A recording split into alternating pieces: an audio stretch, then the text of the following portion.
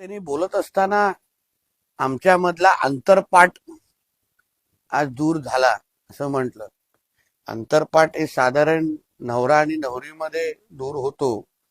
तर मला हे कळलं नाही की बाबा नवरा कोण आणि नवरी कोण. आणि साधारण ठाकरेंच्या हालचालीवरून जनतेला कळालं असेल की नवरी नेमकं कोण. ठीक आहे, आता शेवटी उपमा देऊन आम्हालाही लांबून उद्धव ठाकरे अफजल खानच दिसतो तसाच आहे. आता शेवटी उपमा देऊन आम्हालाही लांबून उद्धव ठाकरे अफजल खानच दिसतो तसाच आहे.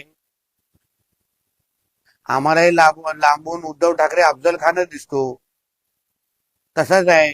राजसाहेबांनी सांगितलं की जे बाळासाहेबांना जमलं नाही ते फडणवीस साहेबांनी करून दाखवलं.